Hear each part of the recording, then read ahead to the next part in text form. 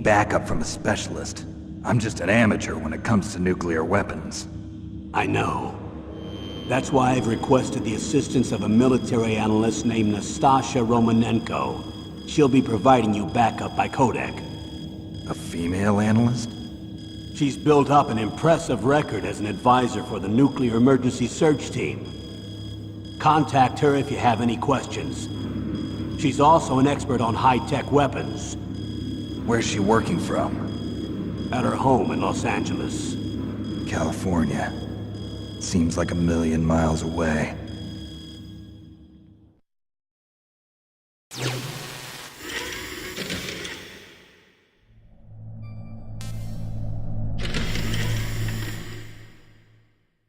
Colonel, you're retired. Why are you involved in this? Because there aren't many people who know Foxhound as well as I do. Is that really the only reason? I've been soldiering for a long time. I don't know anything else. I guess even though I'm getting a little old, I still love to be in the field. Colonel, you're a lousy liar. Tell me the real reason. Okay, Snake. Sorry. I'll be frank. A person very dear to me is being held hostage. Who is it? My niece, Meryl.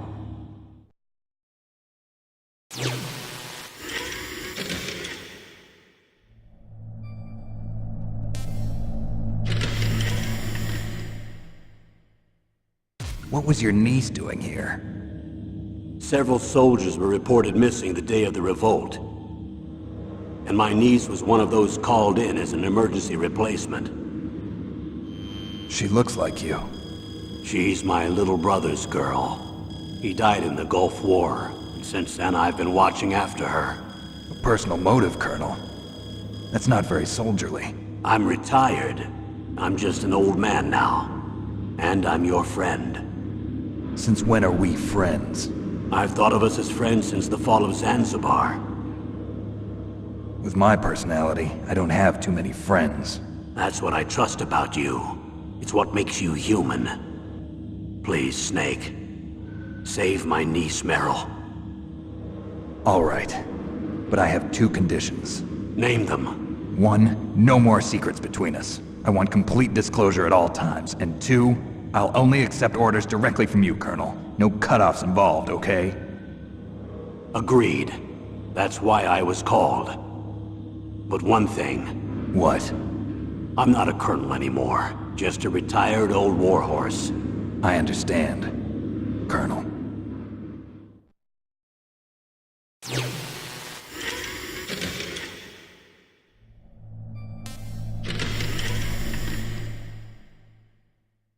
That doctor, is she part of this operation too? She was in charge of Foxhound's gene therapy. She knows more about those men than anyone else. You mean you've seen them naked? Make no mistake, I'm not a nurse. I'm a scientist. By the way, what was that injection for? It's a combination of nanomachines and an anti-freezing peptide so that your blood and other bodily fluids don't freeze, even at subarctic temperatures. Nanomachines? Not just one kind, either. There are different types which will replenish the supply of adrenaline, nutrition, and sugar in your bloodstream. Now I don't have to worry about food. I also put some nootropics in there. Say what?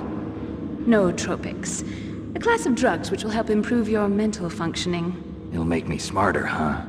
Anything else? Yes. Benzodrine. It's a type of stimulant. It'll keep you alert and responsive for 12 straight hours. That was quite a cocktail. Anything else in there?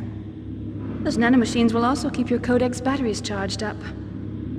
Well, I guess I can call you when I'm ready to go on a diet. You're welcome.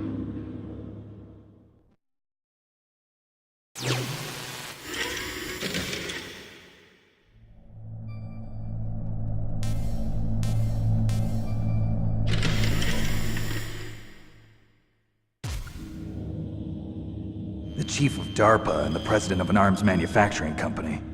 What business did they have at a nuclear weapons disposal facility? The truth is that secret exercises were being conducted at the time the terrorist group attacked. Must be extremely important exercises if those two were directly involved. Were they testing some kind of new advanced weapon? I'm not privy to that information. Do we know exactly where they're being held? The DARPA chief has also been injected with a mini transmitter. As you get closer, you should be able to pick up his location on your radar.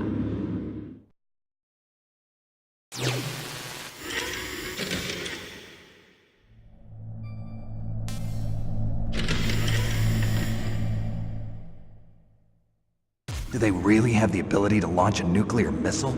They say they do. They even gave us the serial number of the warhead they plan to use. Was the number confirmed? I'm afraid so. At the very least, they've got their hands on a real nuclear warhead. Isn't there some kind of safety device to prevent this type of terrorism? Yes.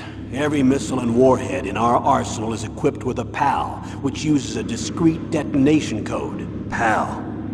Permissive Action Link. The safety control system built into all nuclear weapons systems. But even so, we can't rest easy. Why not? Because the DARPA chief knows the detonation code. But even if they have a nuclear warhead, it must have been removed from its missile. All the missiles on these disposal sites are supposed to be dismantled. It's not that easy to get your hands on an ICBM. That used to be true. But since the end of the Cold War, you can get anything if you have enough money and the right connections.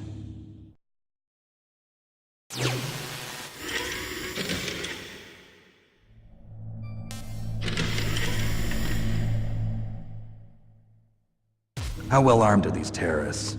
I know there was an exercise going on at the time they revolted. They're heavily armed, I'm afraid. What about their battle experience? The 6 members of Foxhound in charge are all hardened veterans. They're tough enough to eat nails and ask for seconds. I wouldn't expect anything less from Foxhound. The others are next-generation special forces. They're not your average grunts either.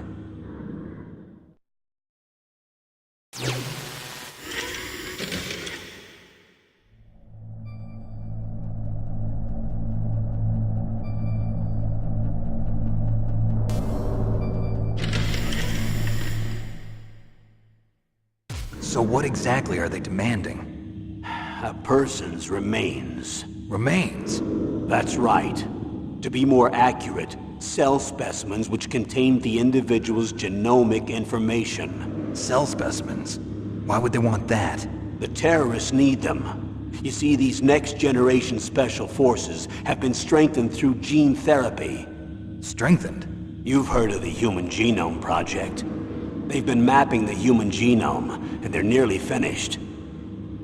Following up on this research, the military has been working towards identifying those genes which are responsible for making effective soldiers.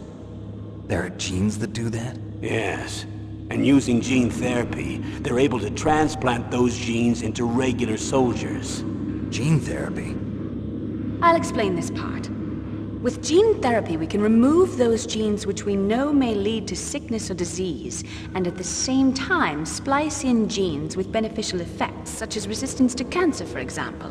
In other words, we can overcome all sorts of genetic diseases, and at the same time add genetic characteristics as desired. Okay. And so if you knew what genes were responsible for making the perfect soldier, you could implant them in the same way, right? Yes, we could. But it all depends on being able to isolate and identify those soldier genes. And in order to do that, it's helpful if you can study the genomic information of one of the greatest soldiers ever.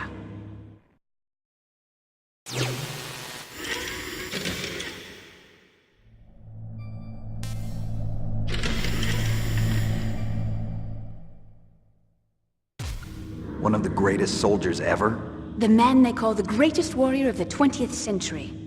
You don't mean Big Boss. That's right. We've been working feverishly to identify the genes responsible for his incredible combat skill. So far, we've discovered about 60 of the so-called soldier genes.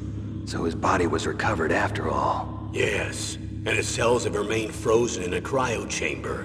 His genomic information is a priceless treasure to mankind. Priceless to the military, perhaps. His body was burned severely, but it was possible to restore his DNA profile from just a single strand of his hair. You people are amazing. And then you're gonna transplant those genes into soldiers? Yes. We'll use a process that